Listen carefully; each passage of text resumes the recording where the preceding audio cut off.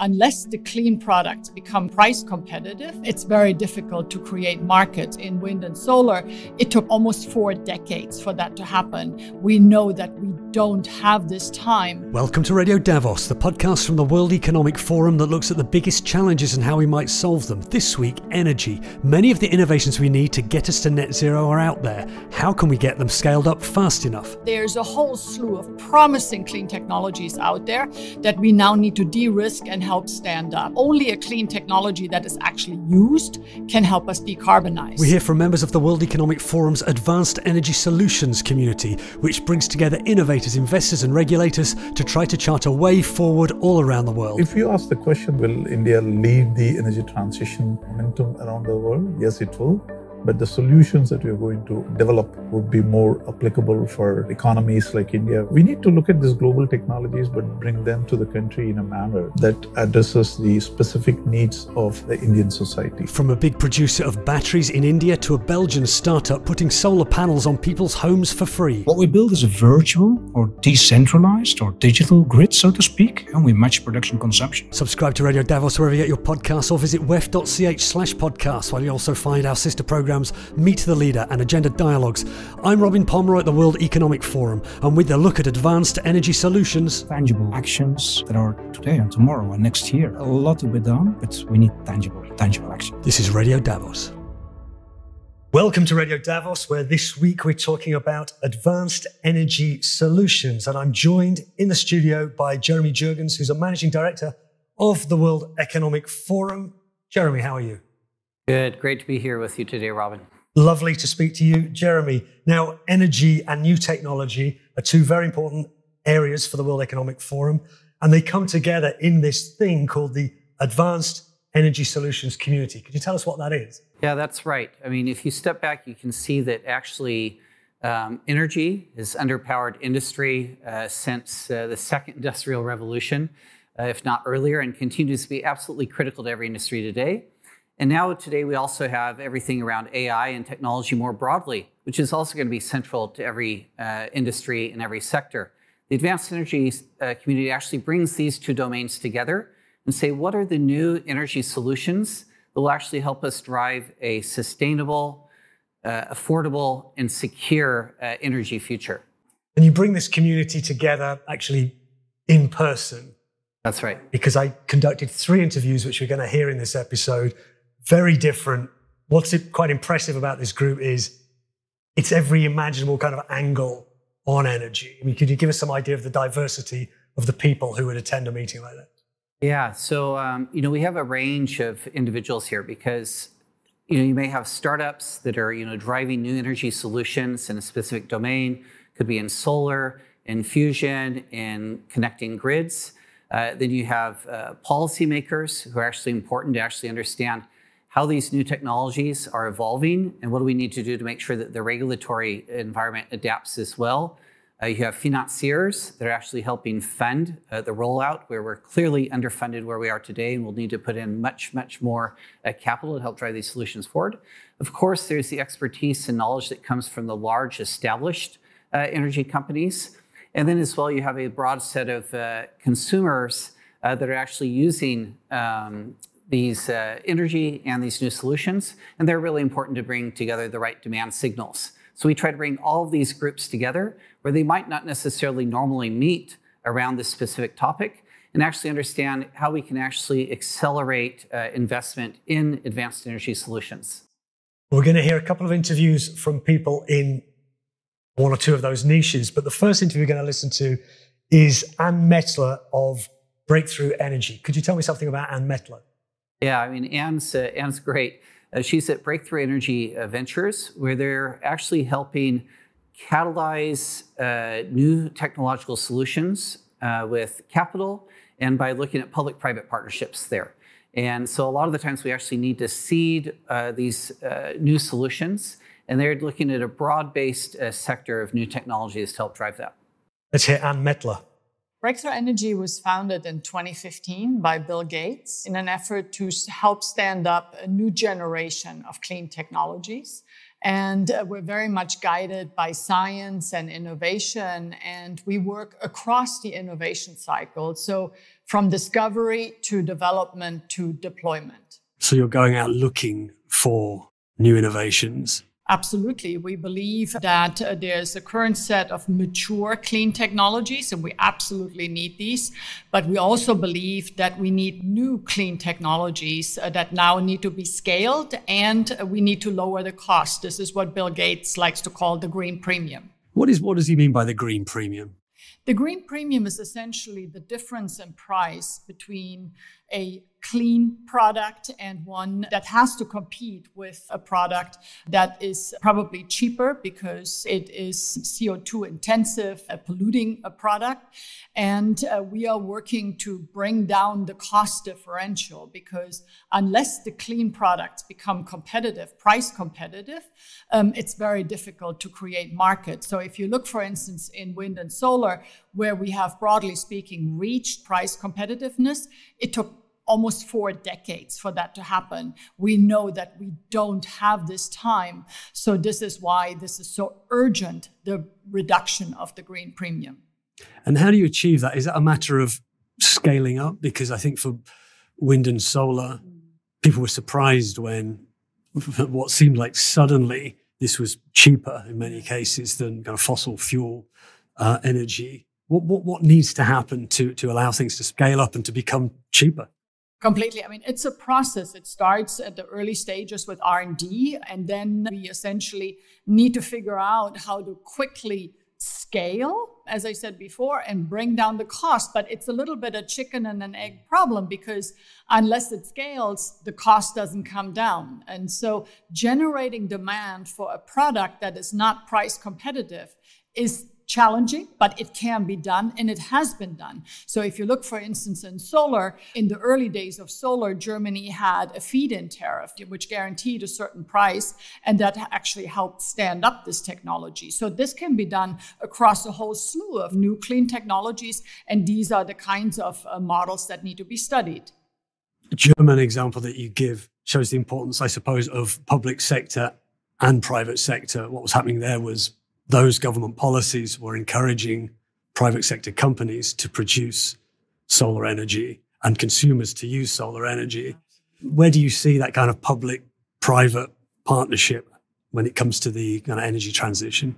Well, it's critical, because neither the public sector nor the private sector can achieve this on their own, right? So they need to work in tandem in a way that I think they haven't done today. So, and the onus is really very much on the public sector, if I can say so, because we work with the private sector and startups in particular. So we know that there's a whole slew of promising clean technologies out there that we now need to de-risk and help stand up. And what I can tell you is, in energy, you don't move an inch without public policy. Everything is regulated. So the onus, as I said, is on the public sector to try to figure out how can we enable the private sector? How can we unleash these innovations and these technologies? And I know a lot of thinking is going on in that respect, and I welcome that. But I do urge a clear focus on speed. A lot of this takes too long, and really understanding that unless the technology scales, you're not going to bring down that cost. That means, you're not going to achieve your goals, because only a clean technology that is actually used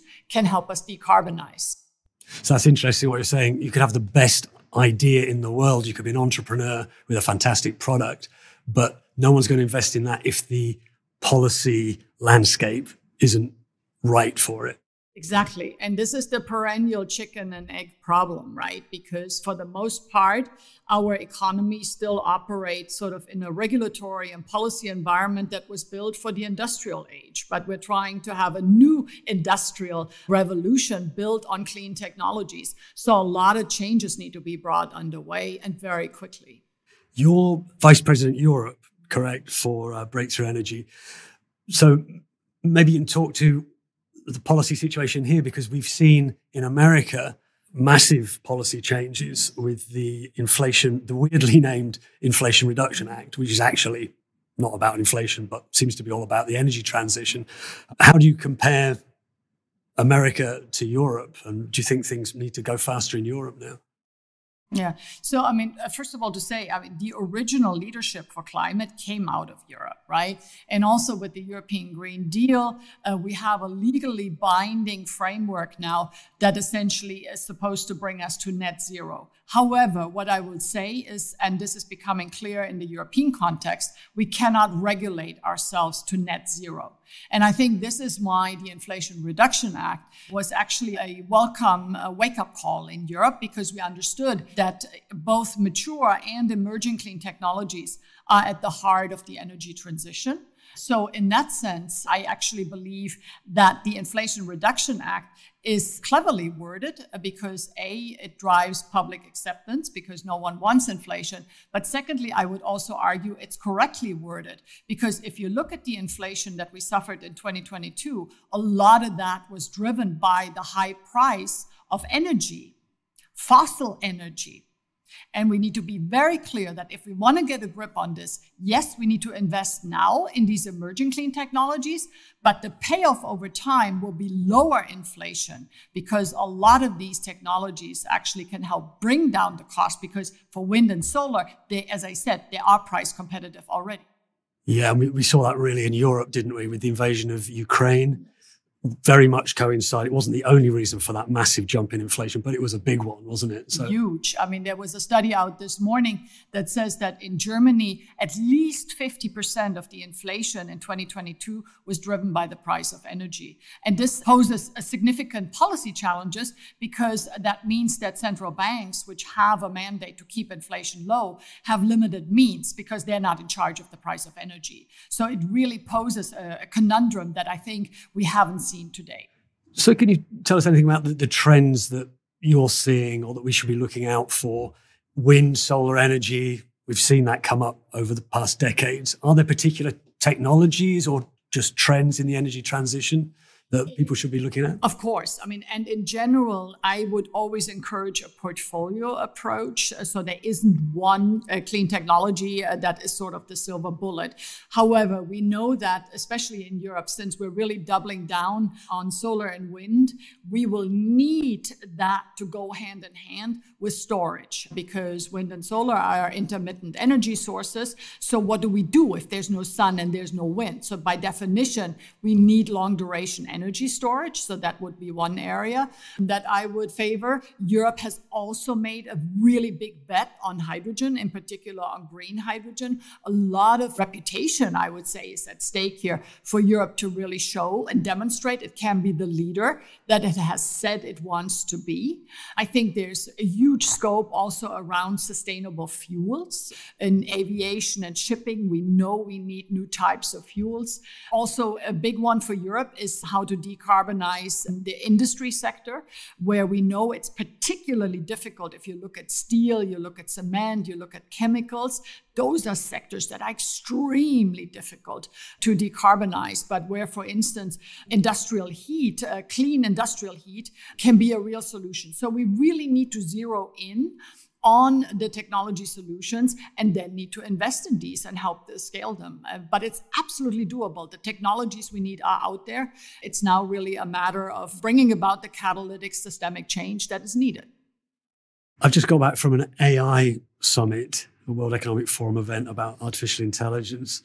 And it really is obviously flavor of the month. It must be something obviously that Bill Gates is very interested in. But are you seeing that already in the energy sector? Because AI, the proponents of it say it could solve some of the big issues like climate change. It's not yet clear to me how it might do that. Is AI and that kind of technology? Absolutely. I'm a firm believer in that there is a strong intersection between digital technologies and clean technologies. And I tell you why.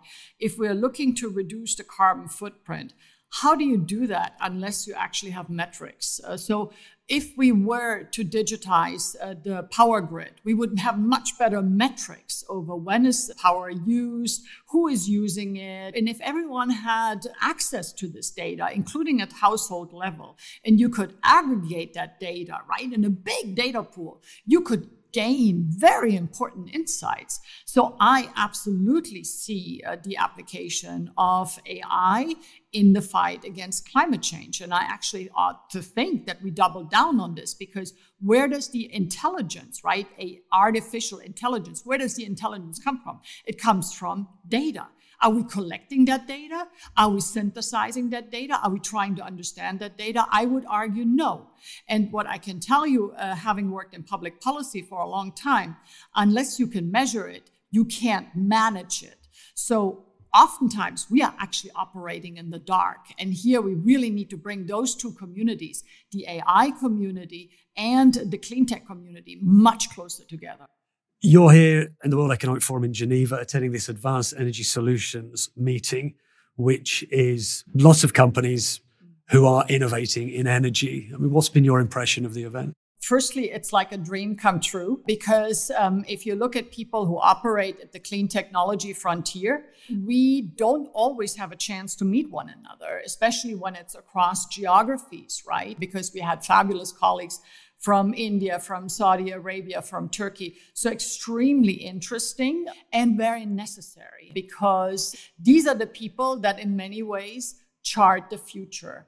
And I think what we collectively learned is that even though we sort of have a broad understanding of these clean technologies, emerging clean technologies, it would be a fallacy to assume that everyone else does, and the policymaker in particular. One of the points I made based on my experience in public policy is, unless the policymaker knows where the technology frontier lies, he or she cannot regulate for the clean technology frontier or set the standards or invest in that, because they don't even know it exists. So there is a big onus on that group, I think, to almost have a pedagogical approach to what they're doing, because they're charting new ground, and it's really of critical importance that we bring others along. So I applaud the World Economic Forum for A, bringing us together, and B, a little bit of a challenge is for all of us, how do we mainstream that and really bring it into society where we can bring about the systemic change and the speed and the scale that we know is needed. And Mettler of Breakthrough Energy.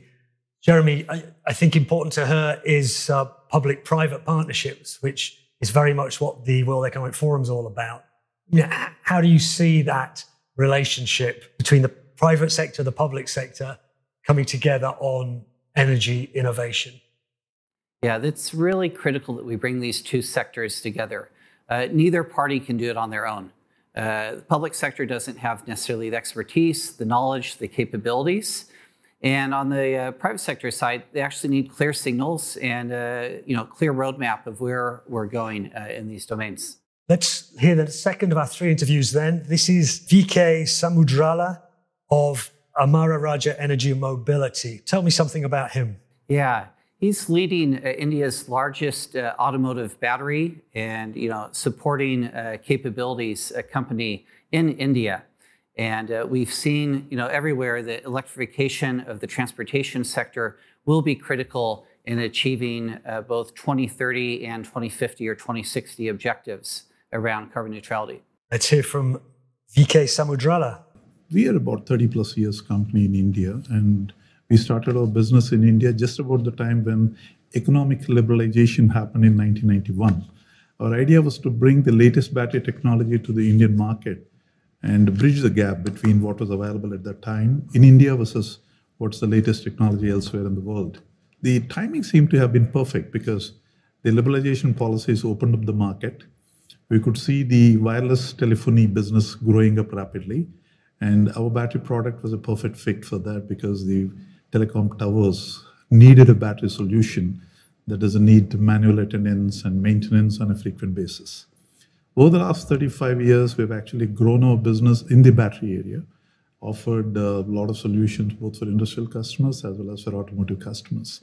Whatever we did was probably the first time in India in terms of offering the latest technology. But in the last 5 years, we have seen that there's a lot of competing advanced chemistries that are coming into the energy storage applications. So we said, let's diversify our product portfolio and also relook at our business models and relook at next 10 years in terms of not as a product company, but more as a solutions company. We are a listed company in the stock exchange in India, valued with about $1.3 billion on market cap, with more than $1 billion as a revenue. So we're the number 2 largest battery manufacturer in India at this stage. Batteries seem to be an increasingly important part of people's lives. You mentioned mobile phones. People didn't have that a generation ago. Laptop computers, all these gadgets need power. And then also the industrial level, electrification is all part of the energy transition. What do you see as kind of the new products or the new uses for batteries? Or where do you think things are going in the next 3 to 5 years? I would traditionally describe the battery applications on 3 fronts. One, like you said, you had mobile devices, if not mobile phone, that needed power. For example, power tools have been there. Garden equipment has been there. They needed batteries. You also needed batteries for DC power for certain communication-related equipment, because that equipment works with the DC power, so batteries were required there. And then battery as an emergency power backup. These are the 3 classical applications that batteries have always been used. And lead-acid batteries, which is about 155-year-old technology, has been the backbone or a workhorse for this battery applications. But in the last 10 years, we have seen that there are strong new application segments that are evolving. Mobility, e-mobility has been one of it. And then the renewable energy space, where we are getting into clean energy generation. We needed batteries there to take care of intermittency of the power generation, either in solar or wind, or providing stability to the grid and providing peak load shaving applications. So these applications are significantly new, and the demand is significantly an order of magnitude higher in terms of capacity requirements. If I take an automotive vehicle, there's been a lead-acid battery sitting there providing the starting, lighting, and ignition services, but that's a smaller battery. Now you take an EV, you have a battery that's much bigger in size and almost 40 to 50% of value in terms of cost. So we are pretty excited, and it also required technologies on the battery area that are a lot more agile and flexible. I'll just give you 3 possible functional requirements that are very different from what batteries have been doing all along. You want batteries to be lightest, because on mobility application, you want the battery to be not weighing too much, but give you enough power. You'd like to see that if you put a battery on a vehicle, the battery has its life as long as the vehicle is existing. And you want the battery to be charged faster.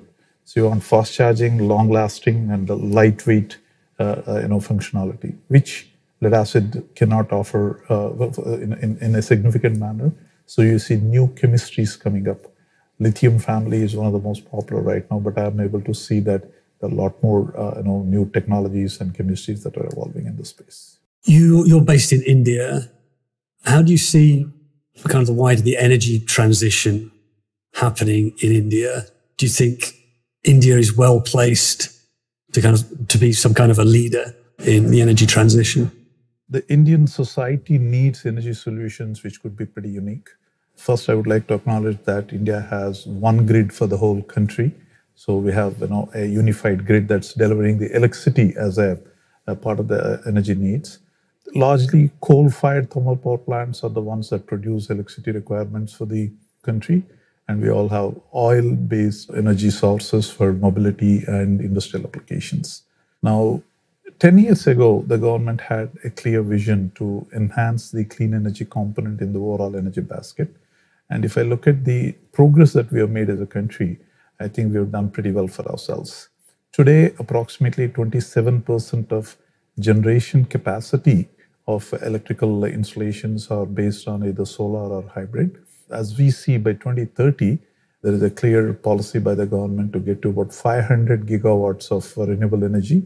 The energy capacity will grow to about 870 gigawatts. So you're having more than 55% of the overall energy basket from a generation capacity perspective coming from renewable sources. But we also know that renewable sources have intermittency, low PLF factor, the plant load factor. Thermal power plant probably has about 65%. So if you have 100 units generating capacity, it actually generates 65 units. But a similar 100 units generation capacity for solar can only generate about 20 units. So we need to increase the PLF factor for solar and wind. And we got to also look at how do we enhance the storage capacity because of intermittency. So if you ask the question that, will India lead the energy transition momentum around the world? Yes, it will. But the solutions that we are going to develop would be more applicable for, economies like India, where there are a lot of developmental needs. The economy is in a developmental mode, and then the scale is evolving in certain applications. So we need to look at these global technologies, but bring them to the country in a manner that addresses the specific needs of the Indian society. As an example, if you look at mobility as a challenge, India consumes a lot of oil for its transportation requirement, and we don't have enough oil resources, so we import a lot. So transitioning to electric mobility would solve some of the problem by developing domestic capability in creating the electric vehicle component ecosystem. Now, what India needs is not, a large, long-range mile vehicle, because Indian commute requirements are very different. So we see a big revolution happening in the light electric mobility solutions. The two-wheelers and three-wheelers provide for 70% of the mobility needs of the country. And when you have such kind of, very different end-use application, it's important for us to develop solutions that are aimed and, customized for those requirements. So as an industry participant, I see that the responsibility for, companies like Amara is to innovate in that area, derive the strength of global technology development, but apply it to the Indian context by innovating on the solutions that you offer to the market. You say it's a very different marketplace, but probably some of those innovations, 2-, 3-wheel vehicles, there would be a market for those around the world as well. Do you see that? Absolutely. I'm very clearly seeing a trend that with the electric powertrains, the local mobility requirements will be more and more met by the light electric vehicles like two-wheelers and three-wheelers, whether it is people or logistics needs. And except for the climatic challenge that we have, that these vehicles may not be very convenient to use around the year, but a majority part of the year you can still use these electric platforms or for light electric mobility for local commute of, let's say, 15-20 mile range. That basically means that you don't need a big battery that you would need probably in a large passenger vehicle, and hence you can actually put more electric vehicles on the road with smaller battery capacities. Because we know that there are supply chain challenges of being able to meet the battery demand. One smart way of solving the problem is make smaller packs and then build more electric vehicles. You're here at the Advanced Energy Solutions meeting at the World Economic Forum. What's been your impression of it? Lots of people from different parts of the world in different parts of the industry, or different industries even. I think there are 3 things that came out very clearly. Energy transition is a must, it's not a choice. But are we able to navigate through this energy transition in a manner that we are making the future of energy more affordable and cost competitive? Is there a premium to be paid for this energy transition? And if there is a premium to be paid, who is going to pay the premium? If you expect the consumer to pay the premium, how are you going to motivate and educate the consumer that in the transition to clean mobility or clean energy, you got to pay more for it? At this point of time, it costs more. But the conversation then, moved on to, can we innovate a lot more to ensure that the cost of clean energy is not burdensome on the society? Because if you need partnership with the consumers and they're buying into this whole initiatives, either from the government or from the industry, you have to make them understand that there is value for them. VK Samudrala of Amara Raja Energy and Mobility. Let's go to our third and final interview from the Advanced Energy Solutions event. We're going now from India to Flanders, I believe. Maarten Michielssens of EnergyVision. What do you know about EnergyVision? EnergyVision is a solar panel manufacturer in Belgium, providing home-based solar solutions, an important element in the energy equation. We're a Belgian company, also active in China and north of Morocco. We want to include a maximum number of people, families, SMEs into the energy transition. So we install, for instance, solar panels for free and then sell the energy to them. So no need to invest for our customers. Was this a demand you felt was out there, that people were hesitating about putting in solar panels? When we started our company in 2014, we just had a few years of huge subsidies that then stopped, and all of a sudden the market collapsed. Confidence was lost.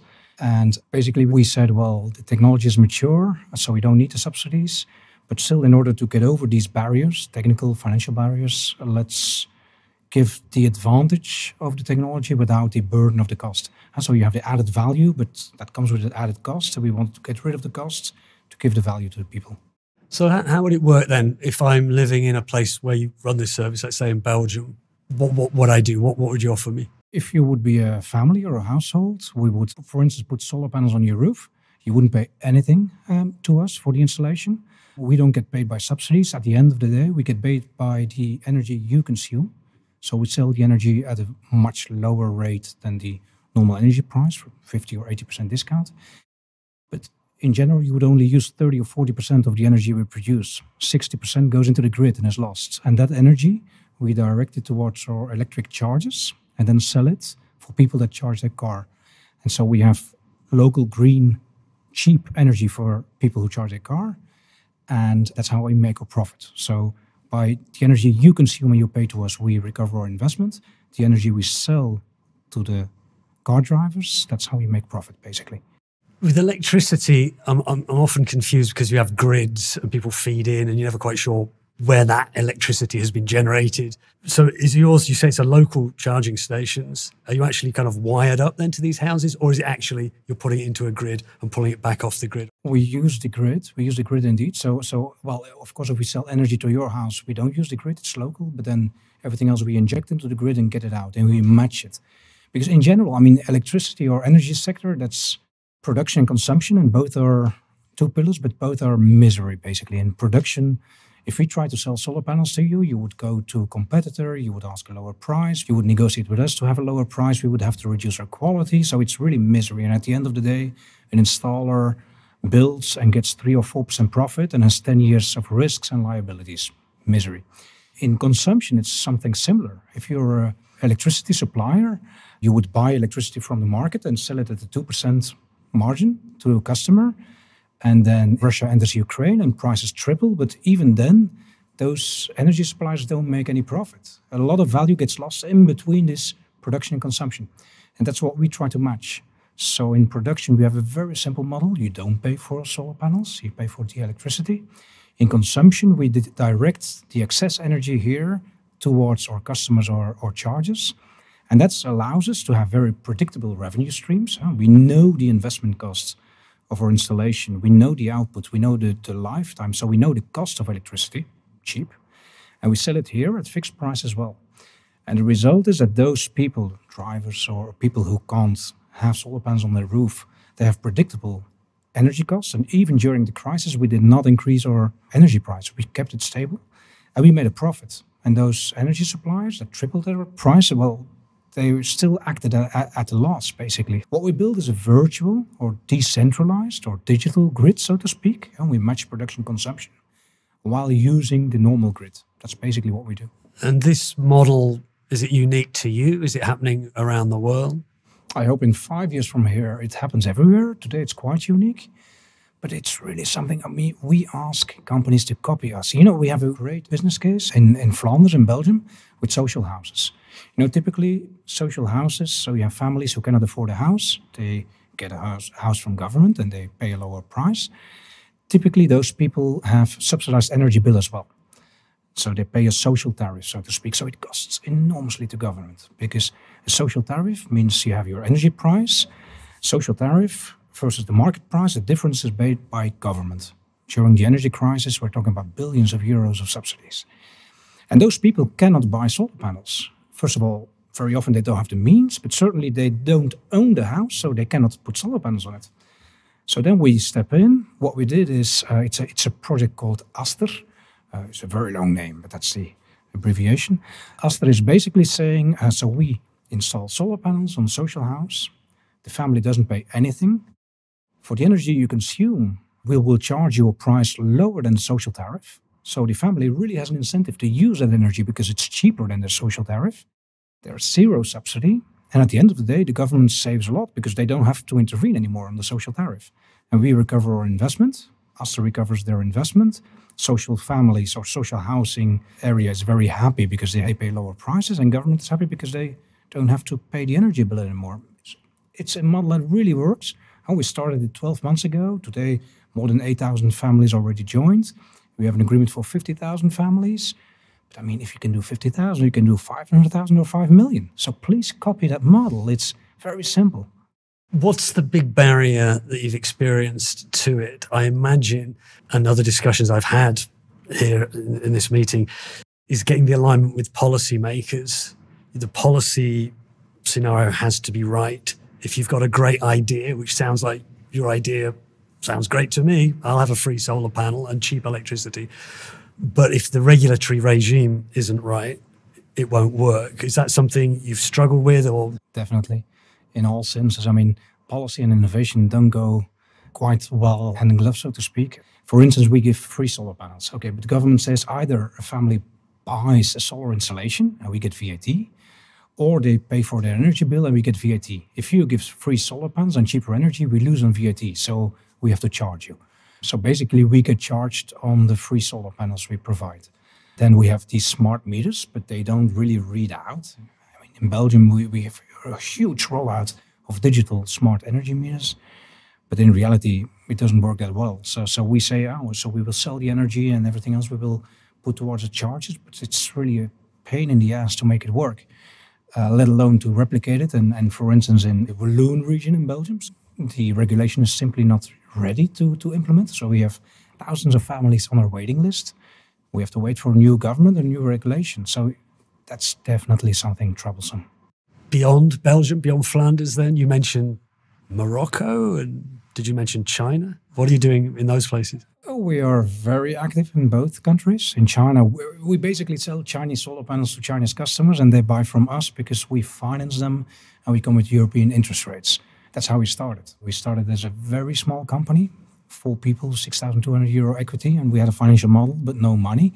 So we developed a system where Chinese customers buy Chinese solar panels from us, but they are backed by Belgian funds and state guarantees and cheaper interest rates, and the profit we reinvested in Belgium in our home market. That's basically how we started.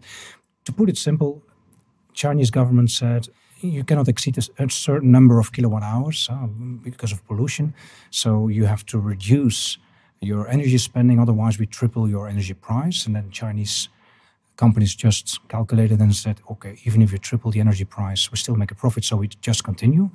And then they said, second stage, they said, well, if you still pollute that much, you go to jail yourself. That was something different, so they had to find solutions. Very often they didn't have the funds or the resources. So then we came up with that model, and we say European interest rates, which makes it much cheaper than your local bank loans, which were at 12 or 13%, and we were at 1 or 2%. So this way we did hundreds of megawatts in China and then reinvested the profits in our home country. Same for Morocco. Morocco has huge lands, has a king that really wants to go in one generation from energy import to energy export. They have sun, they have wind, they have everything. And it was a new market, basically. Today, we have tens of thousands of customers that work along that model in both countries, and in Morocco as well, really increasing a lot. I imagine you say you're selling Chinese solar panels to Chinese consumers. I imagine you're selling Chinese solar panels to Belgian consumers as well. Do you see changes in kind of global trade and the supply chain? There's political reasons, maybe economic reasons that things are changing. Where do you see things going in terms of the supply of that technology, of the hardware? Well, we have in our board of directors a former European Commissioner of Trade who imposed sanctions on Chinese solar panels, but the reality is that European solar panel manufacturers don't exist anymore. Most of the solar panels come from China, and we are very strict on our supplier selection, very strict. But the reality is it comes from China. And you know, you have the rubbish quality coming from China, but you also have the very best quality coming from China. So it's the reality of things. Yes, we are highly dependent on Chinese manufacturers. That's true. On the other hand, we are not a company that tries to sell installations and then have to find customers every year. I mean, we have recurrent income. So if there would be disruption in the supply chain, at least our income streams continue, which we just wouldn't add new projects for a while. It's a risk we are very aware of. Until now, it's very fine for us. We have huge stockpiles everywhere. But yeah, the innovation comes from China. The risk is Chinese. But on the other hand, I mean, China showed us the way. Without China, solar would never have rolled out as it did. I mean, it went 10 times faster, 5 times cheaper. That's also China. So we're at this meeting, as we're recording today, the Advanced Energy Solutions meeting here at the World Economic Forum in Geneva. What impression do you have of the meeting, of this meeting of people from different parts of the energy industry, different parts of the world coming together? Everybody understands that the challenge is huge, that there's no way back, that the way forward is very, very, very challenging, that it doesn't help much when the interest rates are increasing that high, especially in renewable, because that's always about project financing. And so the interest rates went ×4 in the last 12 months. That has it's not a deal breaker, but it's a real impact. Everybody understands. The banks were also present. Everybody understands. On the other hand, what we often lack is public acceptance, or at least to include people. I mean, to be frank, I mean, it doesn't make much sense to talk about goals in 2040 or 2050, or to discuss about disasters at the other end of the world, when for normal people, I mean, basically, they struggle to get to the end of the month, or they don't look beyond their street or beyond their neighborhood. I also mentioned it yesterday. We do, as an industry, a very good job at telling our story very badly. We talk about these goals 20 years from here. I mean, let us try to talk about specific, tangible actions that don't go beyond people's life here on Earth, basically. I mean, that are today and tomorrow and next year. A lot to be done, but we need tangible action. Maarten Michielssens of EnergyVision. Now, he makes the point that the regulatory environment is very important. All of us would love to generate our own solar power. Sometimes cost is an issue, but very often the regulatory environment is an issue for individuals and for companies making investments. That must be very important to the kind of conversations you have when the World Economic Forum is dealing with it. Yeah, that's right. We need to continuously adapt the regulatory solutions to the current environment. If you look, for example, at how quickly solar costs have fallen over just the last decade, it's a completely different environment, and it means that we can use solar and other energy solutions in different settings, in different contexts where they haven't been previously used. And so we need to continuously update our understanding of what is possible and how to most effectively approach these issues for policymakers to help shape a healthy regulatory environment. Is there anything in all the conversations you have with this diverse worldwide group of people, anything that really excites you about energy innovation? Is there one or two things where you see real breakthroughs happening that maybe most people weren't expecting?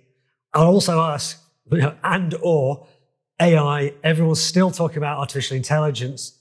It's a huge challenge because of the energy required to deliver AI.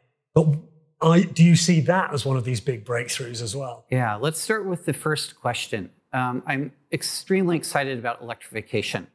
5 years ago, people didn't think we'd be as far along as we are today. And as we scale up solutions, particularly in the solar domain, as well as in storage, we actually see new opportunities being unlocked, right? So it's actually feasible today to have not only electric cars, but electrified heavy transport for shipping, mid-range and long-range trucking. And these costs can be anticipated to fall much more rapidly as we bring manufacturing solutions to batteries and storage that were reserved previously for making phones and digital products where those are well understood. Now, if I look at the area around AI, this is going to be one of the biggest drivers of both energy demand, but as well as energy solutions. Today's data centers to run the latest AI chips, they're only about 20% full because these new chips consume so much energy that they don't even fill out the entire data center. So you literally have 80% of the space being unused because the chips for the AI consume so much energy. And if we look at the kind of anticipated demand in this space, that'll continue to drive demand for energy. What will be important here as we roll out these AI data centers, that we also bring online quickly additional power here, and that power is green and sustainable. We can anticipate that this is actually going to drive demand for resurgence in nuclear power. And we also see recent advancements and developments in fusion, which has always appeared to be, decades away. But for once, it may actually be much closer than that. But you'll have to come back and check with me in another decade and see how that pans out. Jeremy Jurgens, Managing Director of the World Economic Forum. Thanks so much for joining us on Radio Davos. Thank you, Robin. After recording that, Jeremy was heading to the forum's special meeting on global cooperation, growth and energy for development, held in Riyadh on the 28th and 29th of April 2024. Around 1,000 leaders from business, government and academia are attending to address the challenges posed by an increasingly fragmented geopolitical and economic environment. Find more information and follow it at wef.ch/specialmeeting24 and across social media using the hashtag specialmeeting24. Please subscribe to Radio Davos wherever you get your podcasts, and please, if you have a moment, leave us a rating or review and join the conversation about podcasts on the World Economic Forum Podcast Club on Facebook. This episode of Radio Davos was written and presented by me, Robin Pomeroy, with editing by Jerry Johansson and studio production by Taz Kelleher. We'll be back next week with a special episode for the special meeting on global cooperation, growth and energy for development. But for now, thanks to you for listening and goodbye.